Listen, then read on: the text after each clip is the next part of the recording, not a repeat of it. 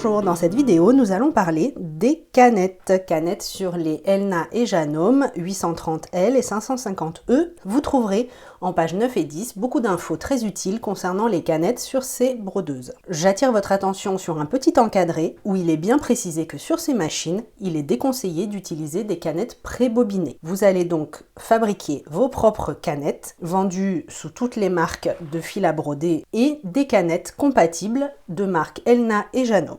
Je vous déconseille également d'utiliser toute autre canette sur ces machines et surtout pas des canettes en métal. Le fil de canette. Ce doit être un fil très fin, beaucoup plus fin qu'un fil à coudre ou qu'un fil à broder. Ce doit être un fil qui n'est pas pelucheux parce que sinon vous allez encrasser le boîtier de la canette. Et puis ça doit être un fil qui est très peu extensible pour que vos réglages de tension canette et bobine soient les plus fidèles possibles pour avoir un résultat toujours égal lorsque vous brodez. Il est toujours commercialisé uniquement en blanc et en noir puisque ce fil va être non visible, il va être sur le dos de la broderie. Pour pouvoir réaliser vos canettes, pour qu'elles soient bien régulières et bien faites, bien serrées, il va falloir enfiler la machine correctement. On va donc utiliser un cône. On ne va pas pouvoir le mettre ici comme ça sur la machine. Cette tige-là n'est prévue que pour les petites bobines de 200 mètres. On ne va pas mettre dessus ni les mini king en 1000 mètres. On ne va pas non plus mettre ces cônes de 5000 et encore moins de 10 000 mètres. Si on fait ça, le fil se déroule pas très bien et donc vos canettes ne seront pas très belles. Et encore moins avec le fil à broder. Donc on va soit investir dans un porte-cône qui va aller à côté de la machine, ou bien ce porte-cône Janome qui est compatible avec la Expressive 830L de Elna, qui existe soit en 5 cônes, soit en 2. C'est très simple à installer, ça se visse dans un emplacement qui est prévu pour sur la machine. On va installer la canette ici, peu importe le sens. Donc on l'enclenche bien. On va prendre notre fil qu'on va mettre sur le porte-canette ici au-dessus. On va le passer dans le premier guide fil. Avec ce porte-canette Janome, très important, vous avez ce petit élément ici métallique.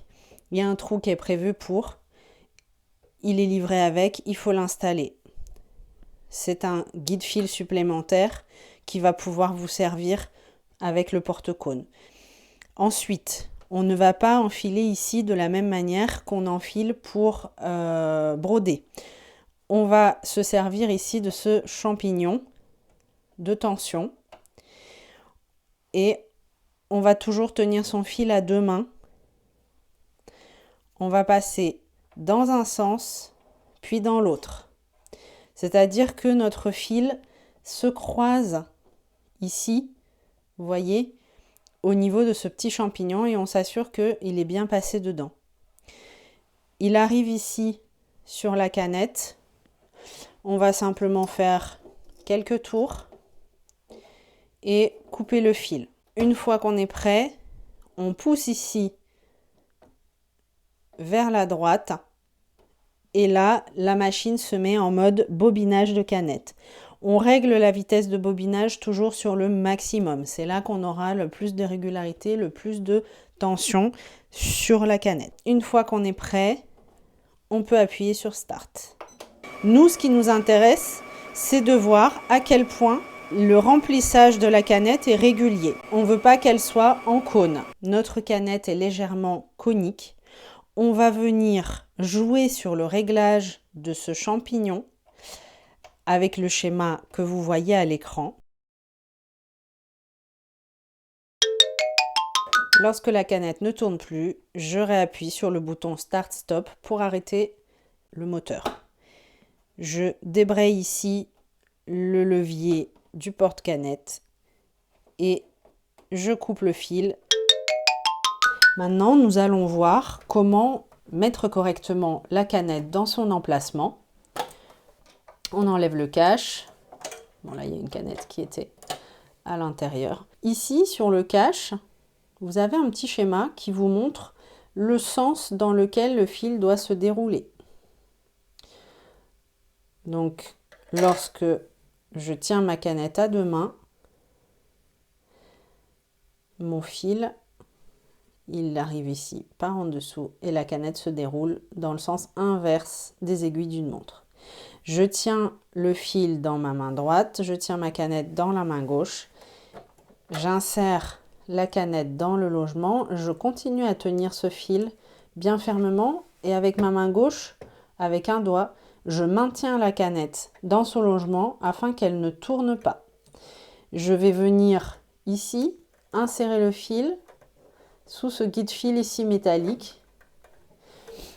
Là, je peux changer de main éventuellement. Je continue à maintenir ma canette. Je tiens ici mon fil fermement et je viens l'insérer ici dans les guide-fils et coupe-fils ici sur la gauche. Si j'enfile sans bloquer ma canette, en fait, il n'y a pas de résistance, le fil n'est pas tendu et je ne suis pas sûre qu'il va bien passer dans tous les petits guide-fils. La brodeuse est enfilée, vous n'avez pas besoin de faire remonter le fil de canette.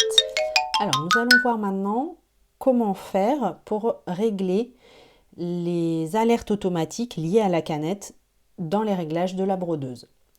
Puisque sur ce modèle, vous avez un petit capteur qui va prévenir si votre canette est presque vide. Après, c'est selon les goûts de chacun. L'avantage de cette alerte, c'est que vous allez pouvoir changer en fait de canette par exemple entre deux couleurs au lieu de vous retrouver à changer de canette en plein milieu d'un remplissage et du coup risquer éventuellement, si vous faites une fausse manip, d'avoir une petite trace dans votre remplissage, puisque vous allez devoir utiliser le coupe-fil en plein milieu d'un remplissage.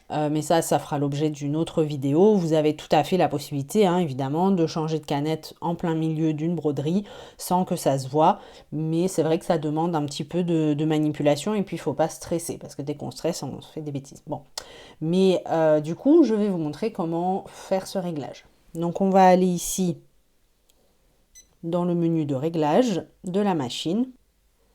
Et ici, ce réglage qui nous intéresse, donc dans la première page du menu brodé, fil de canette restant. Donc on peut être prévenu plus ou moins tôt.